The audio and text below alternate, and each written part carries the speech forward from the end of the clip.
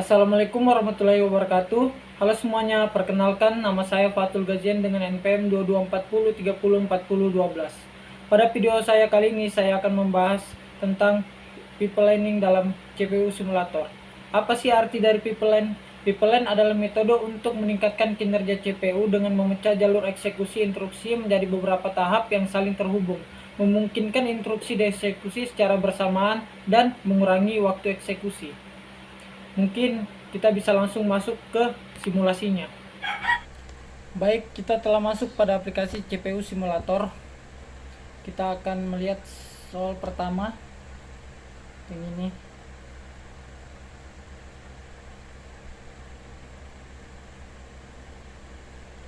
Pada layar compile seperti pada gambar 11, buatlah program berikut ini. Baik, kita akan membuat program. Jadi ini adalah kodenya. Ini. Yang pertama-tama kita akan menekan tombol compile. Setelah itu masukkan kode program tadi. Ini adalah kode programnya. Setelah itu kita menekan tombol compile lagi. Compile, tekan compile. Nah, setelah itu tekan load in memory. Load in memory. Udah successful. Load in memory. Oke. Nah, terus kita tingkatkan kecepatannya. Setelah itu jalankan program tersebut. Ini adalah output dari program tadi. Kita akan melihat pada R3 datanya ada 20 dan tekan show pipeline. Seperti ini. Ini adalah instruction pipeline-nya. Di sini ada tahap-tahap pipeline seperti ini. Nah, bagaimana jika kita mematikan no instruction pipeline-nya? Di sini instruction pipeline, terus reset program. Setelah itu, nah, so pipeline di sini sudah menghilang karena kita telah melakukan reset program. Setelah itu jalankan kembali programnya. Kita lihat pada R3.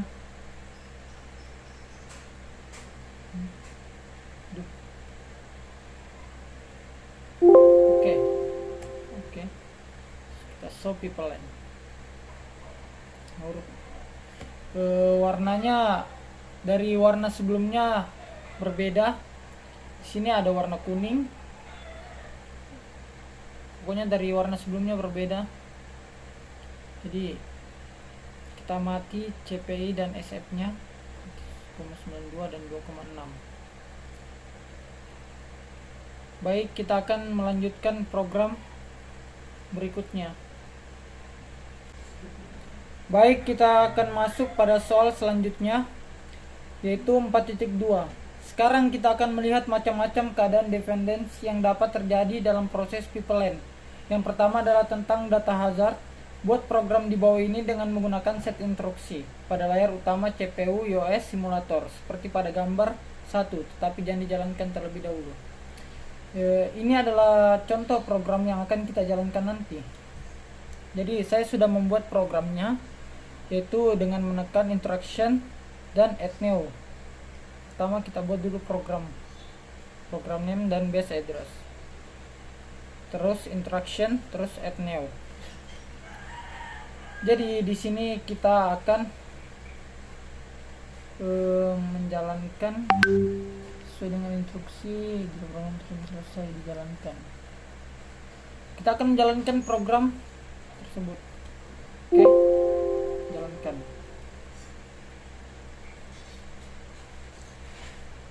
Ini sudah dijalankan. Oke, jadi R3-nya kosong. Sini R3-nya kosong. Nah, ini adalah R3-nya ada 8.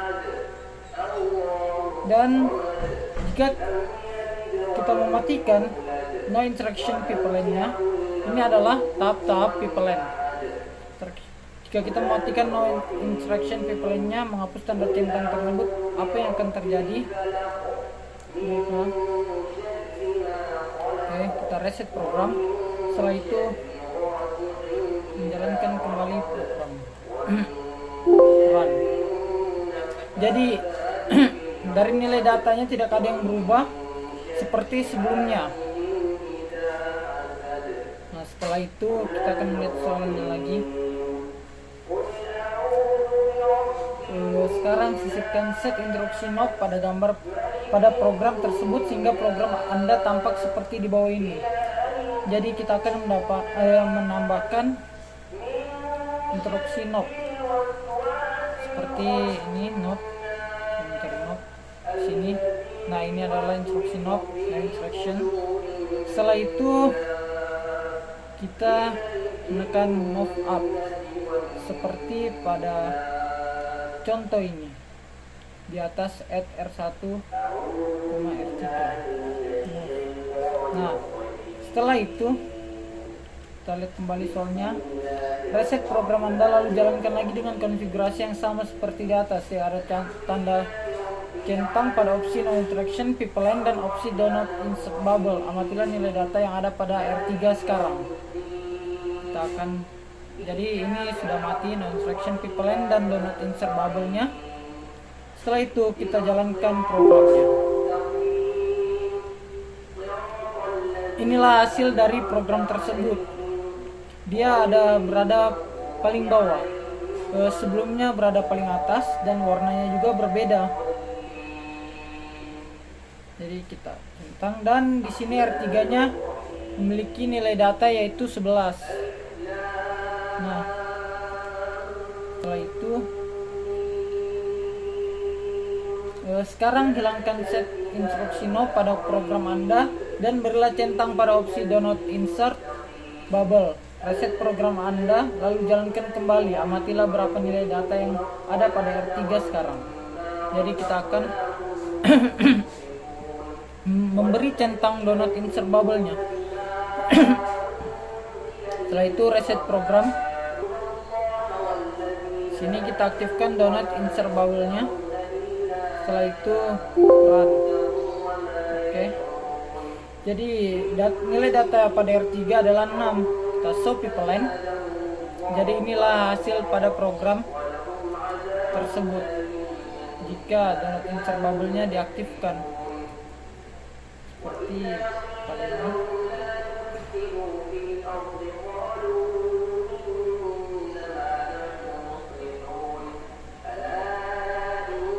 Jadi ini adalah warna pada bubble yang muncul.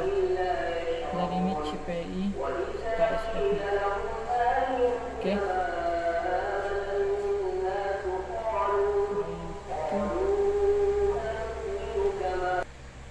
Baik, kita akan melanjutkan soal 4.3 yang ini.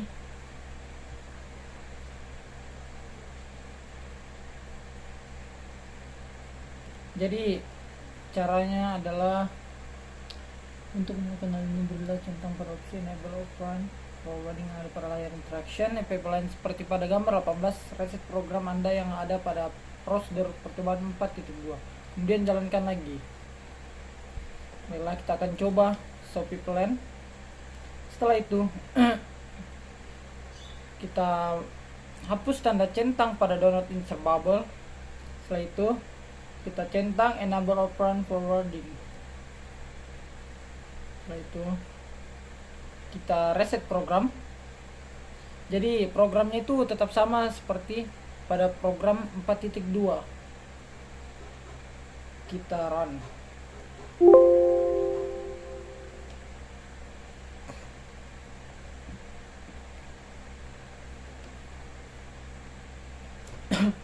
Jadi ini adalah perubahan pada tahap interaction pipeline-nya. Dan untuk data R3-nya tidak berubah, masih tetap 8. Setelah itu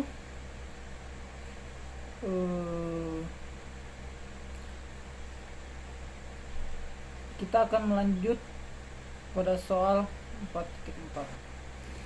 Baik, ini adalah lanjutan 4.4. Jadi ini adalah soalnya. Untuk yang pertama, klik tab optimize yang ada pada bagian bawah, lalu berilah centang pada opsi enable optimize dan pilihlah opsi redundant kode. Dilakukan dengan cara memberi centang pada opsi yang diinginkan. Compile program tersebut, amatilah kode size hasil dari proses compile. Dapat dilihat pada kode size yang ada di assemble kode tab bagian kanan bawah dari layar compile. Jadi ini adalah enable optimize-nya. Di menu optimize, setelah itu tekan remove redundant kode. Setelah itu kita tekan compile. Nah, ini adalah kode size-nya, yaitu 33. Setelah itu tekan load in memory. Oke. Setelah itu berikutnya pilihlah opsi loop on rolling pada enable optimize. Anda dilakukan dengan cara yang sama seperti redundant kode di atas, yaitu dengan memberi centang pada opsi loop on rolling. Lalu rubah nama program Anda menjadi program x4_2. Jadi kita akan merubah nama programnya. Sini 4.2. Setelah itu tekan ini. Setelah itu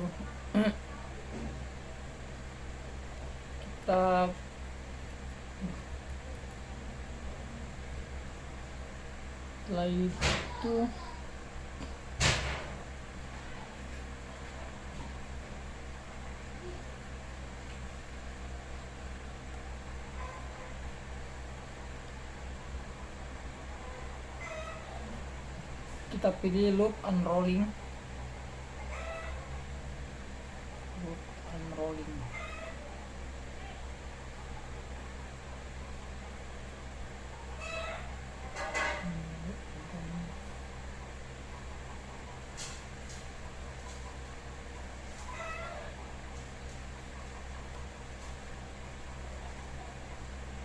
Ini loop unrolling on loops kan. Oke. Setelah itu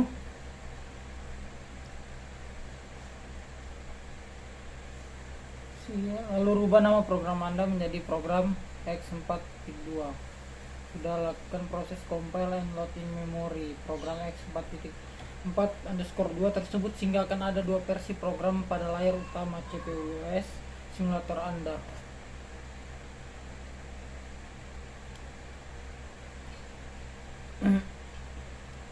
Baik, kita akan compile seperti ini. Compile. Setelah itu load in memory. Jadi akan menjadi dua program seperti ini. Ada x4_1 dan x4_2. Setelah itu,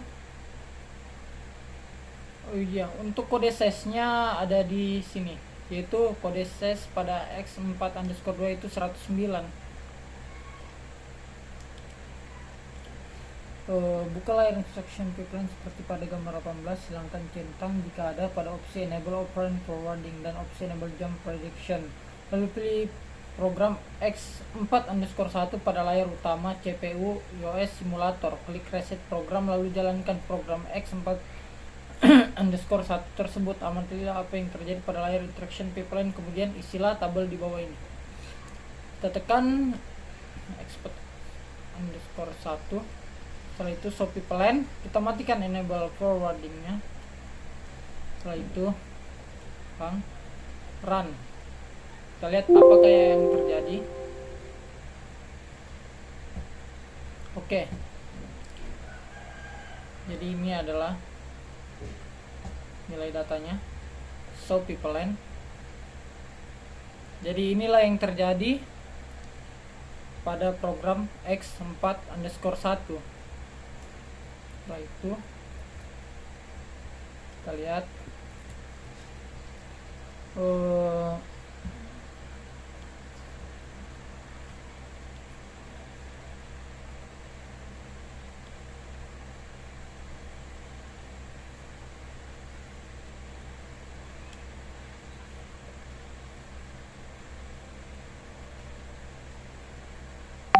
lakukan hal yang sama seperti di atas, tetapi kali ini untuk program 4_2. Baik, kita akan melakukan kita akan menjalankan program 4_2. Pertama, reset program. Setelah itu tekan X 4_2, stop pipeline, sudah tidak ada. Setelah itu kita run. Baik, ini adalah hasil dari output X 4_2. Setelah itu kita lihat CPI dan SF nya ada di sini. Oke.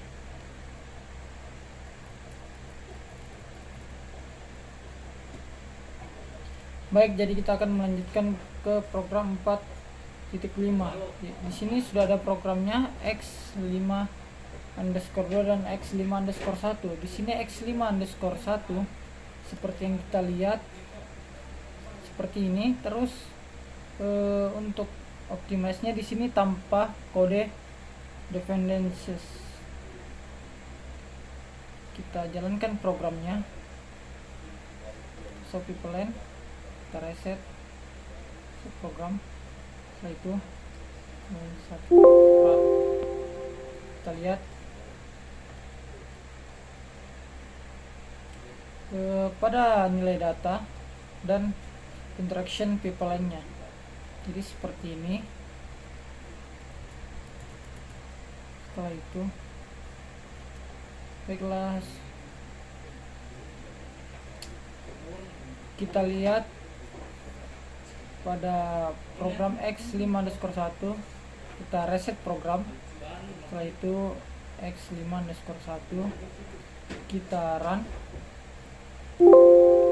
dan lihat apa yang akan terjadi. So pipeline jadi mengalami perbedaan dari interaction pipeline dan nilai data yang ada di sebelah kanan.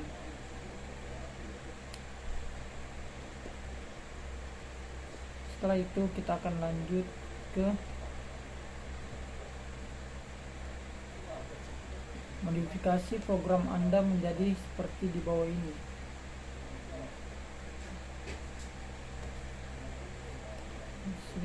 Setelah itu lakukan proses compile dan loading memori 2 versi program di atas. Yang satu tanpa memilih opsi kode dependence tanpa centang, yang satu lagi dengan opsi kode dependence memberi centang. Dengan program X5_4 jalankan program X5_3, amatilah melalui si tabel di bawah ini. Oke, jadi kita reset program. Setelah itu kita compile. Ini kita tekan edit source new. Sini kita pasang programnya. Next. Setelah itu optimize. Untuk 5_3 nya kita aktifkan kode dependencies nya. Setelah itu kita tekan compile, lalu load in memory. Jadi sudah ada sini 5_3 nya. Lakukan juga dengan program X5_4 nya seperti ini. Kita optimize, matikan kode dependencies nya. Setelah itu compile dan load in memory. Pertama kita tekan yang 5_3 nya, so pipeline. Oke, sudah tidak ada, kita jalankan program tersebut.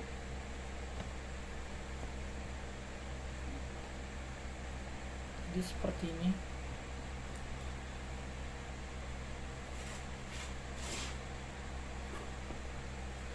Programnya akan terus berjalan sampai dengan jangka waktu yang ditentukan dengan R1 sampai 50, R1 51 nya, dan R2 nilai datanya 1, dan R4 nilai datanya 1, dan R5 nilai datanya 2. Jadi seperti ini. Bagaimana jika kita menjalankan program x5_4 nya? Kita reset program, itu kita tekan x5_4. Oke, kita jalankan, run, show people end.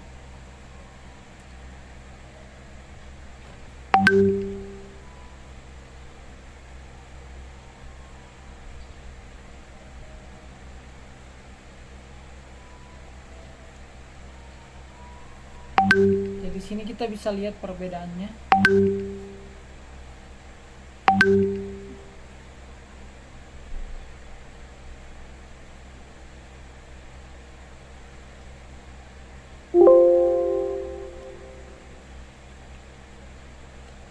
Ternyata tidak jauh berbeda dari program sebelumnya. 5.1. Baik, kita akan melanjutkan ke soal 4.6 seperti ini. Jadi programnya yang kita aktifkan adalah enable optimizer dan remove redundant code. Setelah itu kita compile programnya, file programnya. Setelah itu kita load in memory. Setelah itu kita run, jalankan programnya. Jadi seperti ini untuk programnya. Jadi yang terisi itu cuma ada pada R1 dan R2 saja.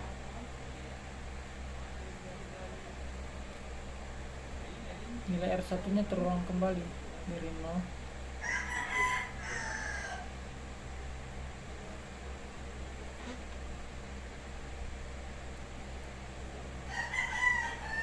Jadi ini adalah CPI dan SF nya.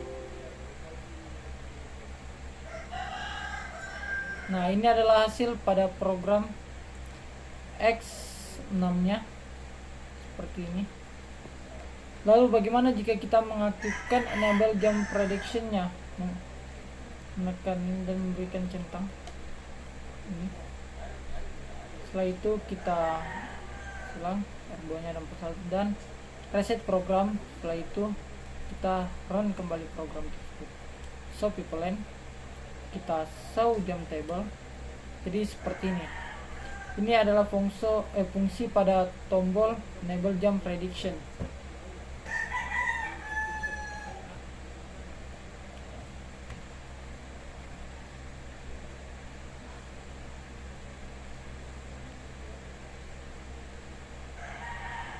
Nah, adalah soalnya.